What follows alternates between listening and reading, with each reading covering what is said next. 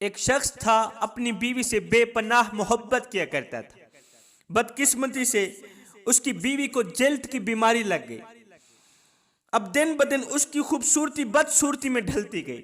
दूसरी मुसीबत उस पर यह आन पड़ी कि किसी हादसे पर वो शख्स बीनाई से महरूम हो बैठा, नजरों से महरूम हो बैठा।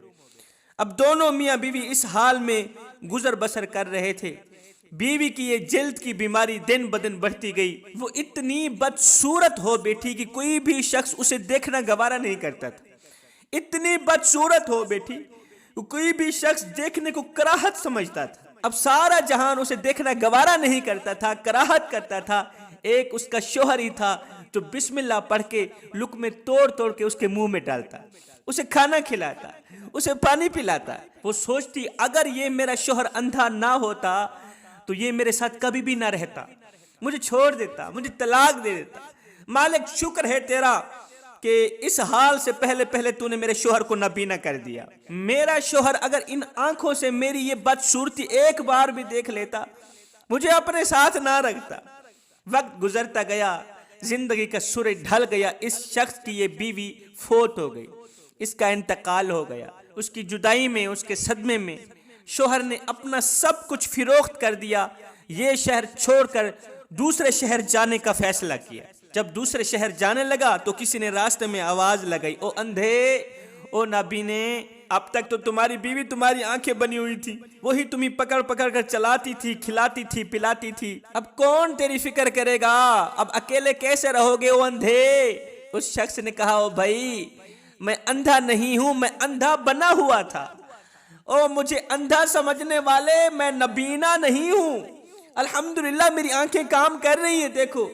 मैं नाबीना नहीं हूं, मैं नाबीना बना हुआ था। कहा वो कैसे? कहा मियाँ, मैं नाबीना जानबूझकर ही बन गया था। वो इसलिए कि ये एहसास मेरी बीवी के लिए बहुत ही तकलीफ देह होता, बहुत ही तकलीफ देह होता कि मैं उसकी बदसूरती को देख रहा हूँ। मेरी बीवी डरती थी कि कहीं मेरा शौहर मेरी बदसूरती को ना देख ले। अगर इसने मेरी इस बदसूरती को देख ली है तो मुझे तलाक दे देगा। और मियाँ, मैंने तो ये जानबूझकर ड्रामा रचाया हुआ था कि मैं अंधा हूँ, नबीना हूँ। बस ये एहसास मेरी बीवी के लिए तकलीफ देह होता कि मैं उसकी इस बदसूरती को देख रहा हूँ। ये कहते हुए वो शख्स चला गया। कुछ दिन बाद वो भी फोत हो गया। जब उसका इंतकाल हुआ तो खलकत उसे अल्लाह का वली कहकर पुकार रही थी। उसके मरने के बाद किसी ने ख्वाब में उसे देखा कि वो शख्स जन्नत की वादियों में घूम फिर रहा है, जन्नत में टहल रहा है। किसी ने पूछा, ओ मियाँ, और तू जन्नत में कैसे चला गया? कहा, एक अमल की बदौलत अल्लाह ने मुझे बख्श दिया है, मेरे तमाम गुनाहों को बख्श दिया। कौन सा अमल था? ये वो वाला अमल था जो मैंने बीवी का दिल नहीं तोड़ा था, बीवी को वो तकलीफ नहीं दी थी कि मैं उसकी बदसूरती को देख रहा हूँ। बस यही अमल मेरे अल्लाह को इतना पसंद आया कि अल्लाह ताला ने मेरे सगीरा कबीरा तमाम गुनाहों को बख्श दिया है। जवानों, आज मैं आप लोगों को एक सेकंड के अंदर अल्लाह का वली बना देने वाले 3 अमल बताता हूँ, 3 काम बताता हूँ। उनमें से पहला काम तो यह है, किसी का दिल ना तोड़ना। हजरत ख्वाजा मोइनुद्दीन चिश्ती अजमेरी रहमतुल्लाह ताला अलैह के पास एक बूढ़ा शख्स बड़ी दूर से चलकर आया, पैदल चलकर खाना लाया। वो बहुत खुश था कि ये खाना आप जरूर खाएंगे, बहुत ही खुश था कि ये खाना मेरे पीर और मुर्शिद जरूर खाएंगे।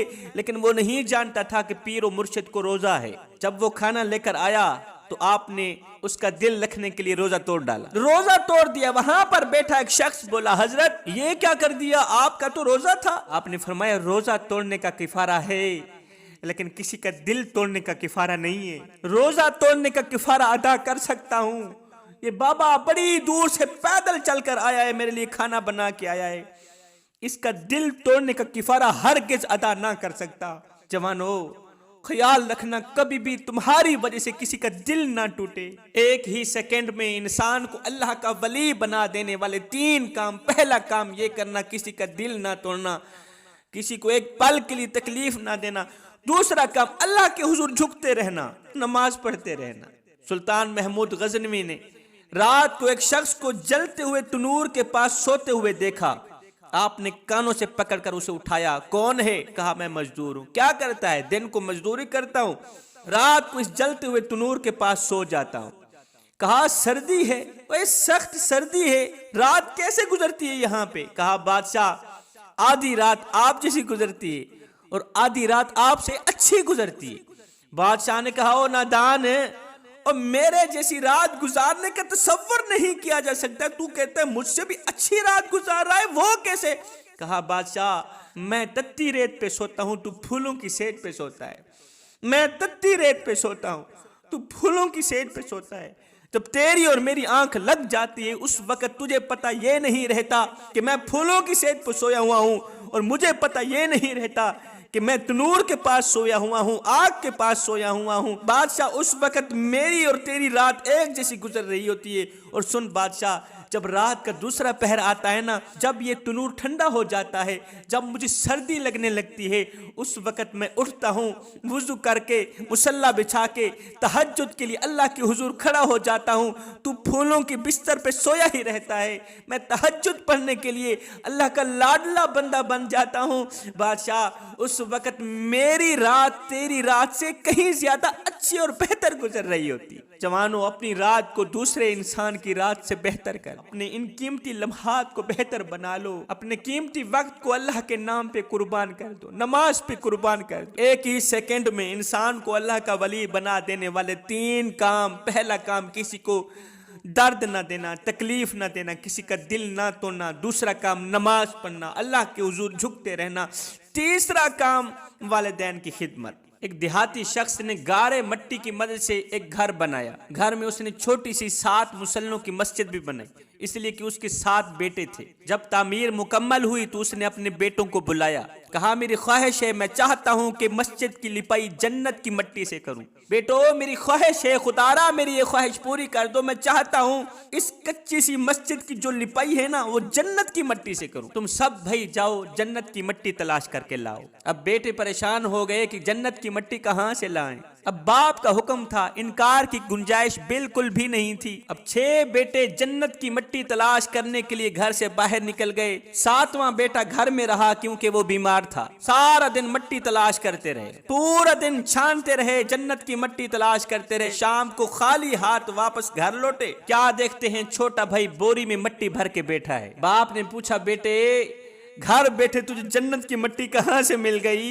और घर बैठे तुझे जन्नत की मट्टी कहां से मिल गई? वो जो सारा दिन जन्नत की मट्टी तलाश करते रहे, वो भी खाली हाथ वापस लौट आए हैं। तू घर बैठे जन्नत की मट्टी बोरी में डाल के बैठा है, कहां से आई है? कहा बाबा मैं सारा दिन अपनी माँ के पीछे पीछे फिरता रहा, सारा दिन माँ के पीछे पीछे फिरता रहा। जहां जहां वो कदम रखती गई वहां वहां से मट्टी उठाकर जमा करता गया। बाबा ये वही जन्नत की मट्टी है जिसको आप तलाश कर रहे हैं। जवानों, अगर तुम भी 1 सेकंड के अंदर अल्लाह के वली बनना चाहते हो तो 3 चीजों का दामन कभी ना छोड़ना, 3 काम जरूर करना। नंबर 1, किसी का दिल ना दुखाना। अगर किसी को एक पल की खुशी नहीं दे सकते तो ना देना, कोई बात नहीं। किसी को सारी जिंदगी के लिए दुखों में भी ना डालना।